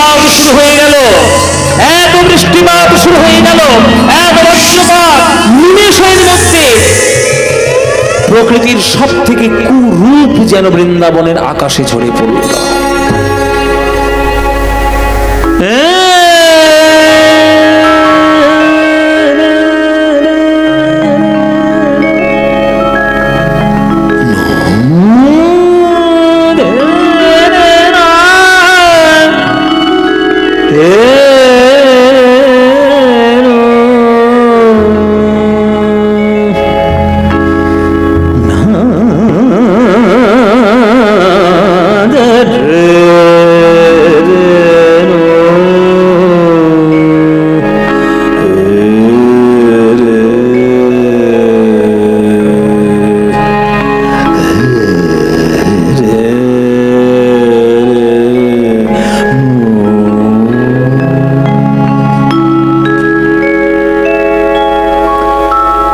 ভারতীয় শাস্ত্রীয় সঙ্গীতে প্রতিটি সময়ের জন্য প্রতিটি রাগ রয়েছে। ওই জন্য এই যে সুর আপনারা শুনলেন বা বজ্র বিদ্যুৎ, এই যে বৃষ্টির পরিবেশ, এটা একমাত্র একটা রাগে আমরা প্রকাশ করতে পারি, সেটা হচ্ছে মেঘমল্লার রাগ।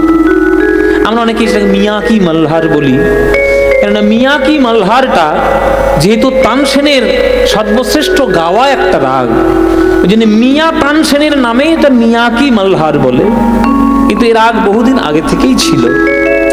তো সেই জন্য মিয়াকি মালহার এই রাগে বৃন্দাবনের যে কি বৃষ্টি, কি প্রকৃতির দুর্যোগ হচ্ছে, সেটা আমরা একটুখানি আপনাদের শোনাবো।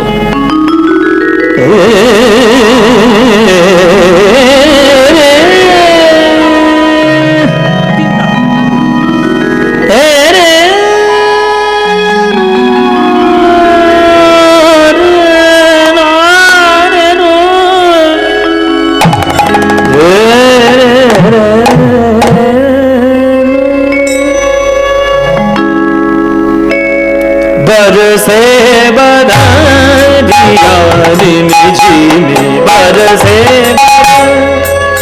तीन ताला तक दिन दादा दिन दिन दादा तक दिन ना तक दिन दिन दादा बरसे बदरिया झिमी बरसे बदरिया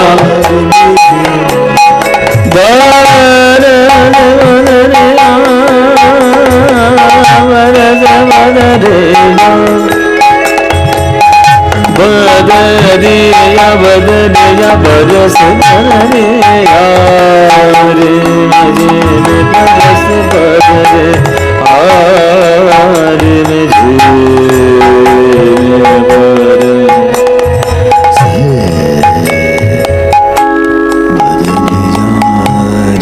मुझे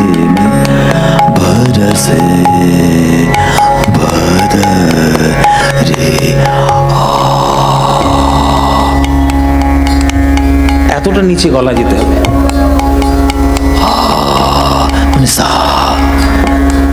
बरस बदरिया बदरिया बदरिया बरस बदरिया रे मुझे में बरस बदरिया बरसे बदरिया रे मुझे बरसे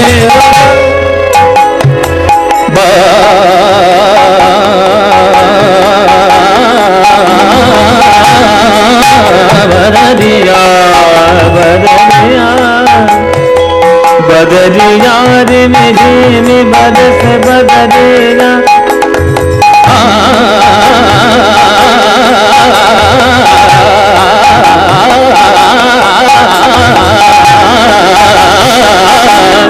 बदरिया में बरसे बदरिया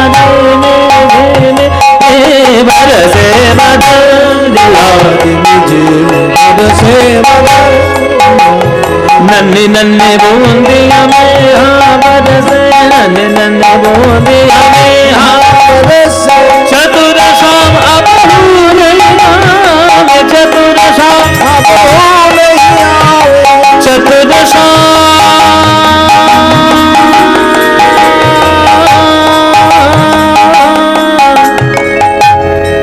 चतुर शाम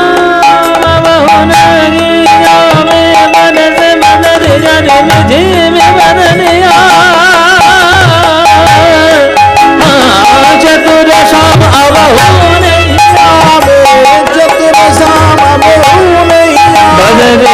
बदरिया बरसे बदरिया बदरिया बदरिया बरसे बरसे बदरिया मा पानी दानी ने ने ने ने ने ने पानी ने पानी ने पादा जाने जाने जाने जा बाबा जाने ने जा मामा मामा ने ने ने जा पानी जाने ने मा पागा रे रे गा रे रे गा रे रे रे रे मामा ने ने जा रे ने जा ने जा ने जा ने जा नी बाबा पानी जाने ने जा बरसे बाबा रे ने ने बरसे नादर दे दे नादर दे दे मत ना ना ना ना नादर दे दे नादर दे दे मत ना ना ना ना दे दे ना दे ना ना दे ता ना ना ना दे दे ना दे ना ना दे दे दे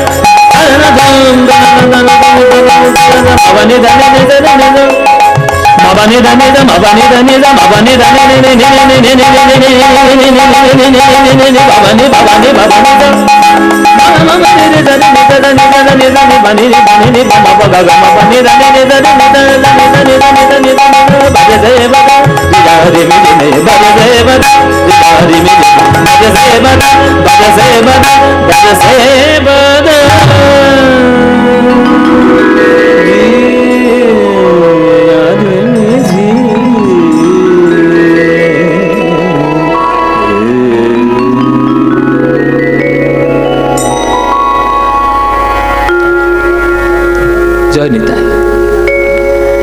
এত বৃষ্টি, এত বজ্রপাত, চারিদিকে বৃষ্টি, মনে হচ্ছে যেন বৃন্দাবনের মানচিত্র ভারতবর্ষে থাকবে না, বোধহয় মুছে যাবে। গোবিন্দ মনে মনে ভাবলেন, আমার সকল ভক্তগণ ত্রাহিমাম ত্রাহিমাম ত্রাহিমাম করছে, সবাইকে রক্ষা করা আমার কর্তব্য। হ্যাঁ, ব্রজবাসীর ক্লেশ দেখি, এবার আসল জায়গা মায়ের উলুধ্বনি দিতে হবে জোরে।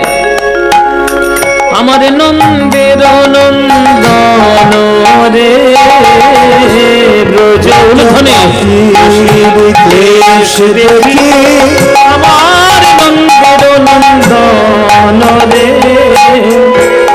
এক হাতে তুল উলুধ্বনি, দেখো এক হাতে তুল ধরে গিরি গোবর্ধন রে গিরি গোবর্ধন, এক হাতে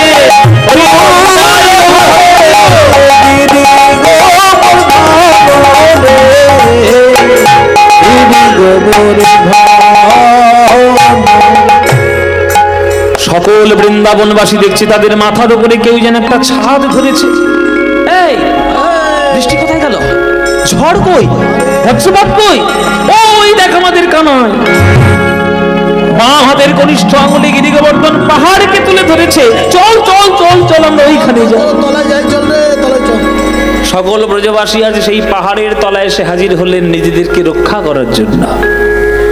কিন্তু মায়েরা, ইন্দ্রের ক্ষমতা আছে ওই পাহাড়টা কি ফেলা দেওয়ার জন্য? এবার কৃষ্ণ বলছে, নে ইন্দ্র, দেখব তোর অহংকারের শক্তি বেশি না আমার বৃন্দাবনবাসী ভক্তদের ভক্তির শক্তি বেশি। পরীক্ষা হয়ে যা, তুই যদি এক চুল সরিয়ে পাহাড়টাকে নড়াতে পারিস তবেই বুঝবো তুই বাপের বেটা। ইন্দ্রকে একবার চ্যালেঞ্জ ছুড়ে দিচ্ছে কৃষ্ণ। ও মায়েরা, কৃষ্ণ কাউকে ভয় পায় না, না দৈত্য, না দেবতা, না রক্ষ যক্ষ নরকিন্নর। কিন্তু বৃন্দাবনে কৃষ্ণ একজনকেই ভয় পায়। কে মায়েরা? চল্লা থেকে আসি, চল। হ্যাঁ, মায়েদের খুব আনন্দ হচ্ছে। কেন আনন্দ হবে না? নায়িকাদের নাম করেছে। না, লক্ষ্মী ভান্ডারে হ্যাঁ, বলে বাবা আনন্দ হবে না, নায়িকাদের জোর বেশি। রাধারানী 8খানা সখী নিয়ে আজকে চলেছে ওই ওই গিরি গোবর্ধনের। এই ললিতা চল চল চল, আমার বধূ নাকি পাহাড় ধরেছে, দেখে আসি আমার বধূর কেমন শক্তি। সহচরী সনে চলিলা কাননে, সে যে ভানু নন্দিনী রাধা।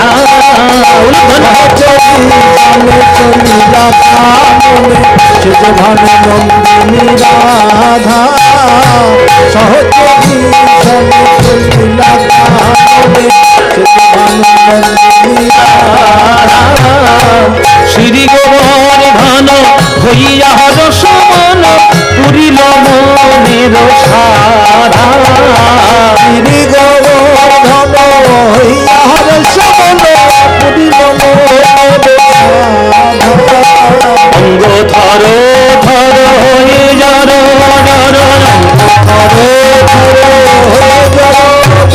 মদন বানে আঘাতে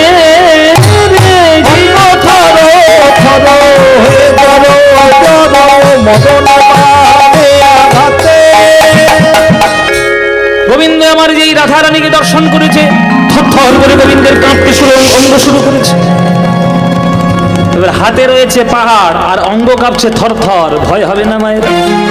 সর্বনাশ, ভূমিকম্পের মতো যদি একবার ধসে পড়ে পাহাড়, ওই পাহাড়ের তলায় একবারে চিড়ে চাপটা হয়ে মর। সুদা, সুদা, তোরা হাঁ করে দেখছিস কি? যা করাইকে সাহায্য কর। তখন শ্রীদাম সুদাম দাদা বলো রাম, ঘেরিল কানানের অঙ্গ রে। শ্রীদাম সুদাম দাদা বলো রাম, ঘেরিল কানানের অঙ্গ রে। আজ লক্ষ্মী প্রাণী সহযোগে সব করিল কানানের সঙ্গ রে। সহযোগে সব করিল কানানের সঙ্গ রে। তারা লাঠি দিয়ে ঠেক না দিল, লাঠি দিয়ে ঠেক না দিল। আমার ভাই কানাই বুঝি পড়ে যাবে, লাঠি দিয়ে ঠেক না দিল। কানাই বুঝি পড়ে যাবে, লাঠি দিয়ে ঠেক না দিল। ঠেক না দিলে এত কাঁপে কেন? কি আর করবি, তুই বস। মনে হয় মেলোরি, তোর মেলোরি হয়েছে। শুধু কাঁপে। কাকে দিয়েছি রাজার পা? হ্যাঁ, যে কাঁপছে তাকে ঠেকাবে বলে গেছে, নিজেই কাঁপছে। ও মায়েরা, বৃন্দাবনের প্রেম বোঝার সাধ্য নাই। এরা ভাবছে যে আমি বোধহয় একটা লাঠির ঠেক না দিলে পাহাড়টা বোধহয় ঠেকে থাকবে। এরা একবারও ভাবছে না যে কৃষ্ণ বাম হাতের কনিষ্ঠ আঙুলে পাহাড়টা তুলে ফেললো, সেটাই বাঁশকঞ্চির ঠেক নাই থাকে। বাঁশকঞ্চির ঠেক নাই থাকবে, কিন্তু এরা তো শুদ্ধ প্রেমের প্রেমিক, তাই না? বুঝতে পেরেছে ললিতা যে কৃষ্ণ কেন কাঁপছে, রাধারানী সামনে দাঁড়িয়েছে তাই কাঁপছে। তখন ললিতা গিয়ে রাধারে আড়াল করিয়া দাঁড়ায়, মুচকি মুচকি হাসে গো। আরে আড়াল করিয়া দাঁড়ায়, মুচকি মুচকি হাসে গো।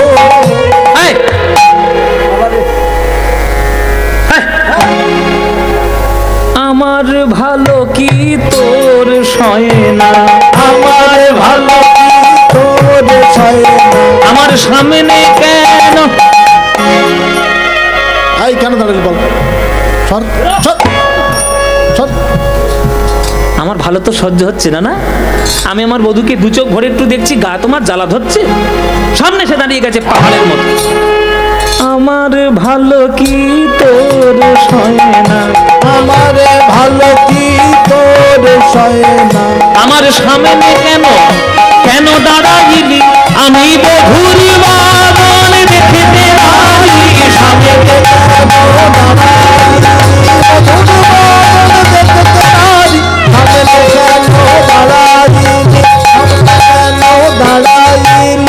আমার ভালো কি তোর সয় না, আমার ভালো কি তোর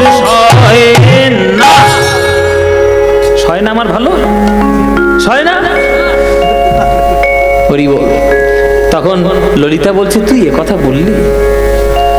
তোর ভালো আমরা সহ্য করবো না তো কে করবে? কিন্তু রাতে তুই স্থান কাল পাত্র কিচ্ছু বুঝিস না, গোবিন্দের সামনে এসে দাঁড়িয়েছিস, গোবিন্দ থরথর করে কাঁপছে। এবারে হাত থেকে যদি পিছলে পড়ে ওই পাহাড়, প্রাণে আর বাঁচবি? বাঁচবি প্রাণে? তখন রাধারানী বলছে, তাহলে কি করবো, আমি বধূকে দেখবো না? বলে, কেন দেখবি না? আমার কাঁধে মাথাটা রাখ, নয়নে নয়নে কেবলমাত্র গোবিন্দের সঙ্গে মিলন কর। তখন ললিতা তার সামনে দাঁড়ালো, আর ললিতার কাঁধের উপর রাধারানী মাথাটা এইভাবে রাখলো, রেখে ওই নয়নে নয়নে শক্তি সঞ্চারণ করে, শক্তি সঞ্চারণ করে, প্রাণবধূর পানে নয়ন দিয়ে শক্তি সঞ্চারণ করে, প্রাণবধূর পানে নয়ন দিয়ে মুখে হরি হরি হরি হরে, বধূর পানে নয়ন দিয়ে কৃষ্ণ কৃষ্ণ কৃষ্ণ বলে, বধূর পানে নয়ন দিয়ে শক্তি সঞ্চারণ করে, শক্তি সঞ্চারণ করে। রাধারানীর প্রেমের শক্তিতে শক্তিমান হয়ে আজ কৃষ্ণ 7 দিন 7 রাত একইভাবে ওই গিরি গোবর্ধন কনিষ্ঠ আঙুলে নিয়ে দাঁড়িয়ে রইল। 1 সপ্তাহ। 1 সপ্তাহ পর ইন্দ্র যখন দেখলো তার শক্তি নাই, সামর্থ্য নাই, আর বল অবশেষ নাই, এবার চরণটা এসে ধরেছে যে প্রভু তুমি ক্ষমা করো, অহংকারে মদমত্ত হয়ে আমি আমার সীমা ভুলে গেছিলাম, আমি তোমার চরণে অপরাধ করেছি। তখন কৃষ্ণ বলছে, শোনো ইন্দ্র, এক অপরাধ করেছিল ব্রহ্মা, আমার গরু বাছুর চুরি করে তাকে আমি শাস্তি দিয়েছি, কিন্তু তোমাকে আমি হয়তো অভিশাপ দিলাম না, কিন্তু আমি তোমাকে বলে দিলাম, খবরদার আর কোনো দিন নিজেকে এইভাবে আধিপত্য জাহির করবে না। শুনে রাখবে, জেনে রাখবে, এই বৃন্দাবনে আমাকে যারা দর্শন করতে আসবে তাদের যত না পুণ্য হবে, এই গিরি গোবর্ধনকে তারা যদি একবার প্রদক্ষিণ করতে পারে তার আরো বেশি পুণ্য লাভ হবে। ইন্দ্র ক্ষমা চাইল, কৃষ্ণ ক্ষমা করে দিলেন, ইন্দ্র পালিয়ে গেল, কৃষ্ণ স্বাভাবিক রূপ ধারণ করে আবার সেই গোবর্ধন স্থিত করলেন। তাই মায়েরা, এইবার থেকে যখন আপনারা বৃন্দাবন যাবেন, যা মন্দির রয়েছে সব কৃষ্ণ দর্শন তো করবেন মূর্তি, কিন্তু দয়া করে একবার কষ্ট করে জীবনে অন্তত ওই গিরি গোবর্ধনটা একবার প্রদক্ষিণ করে নেবেন।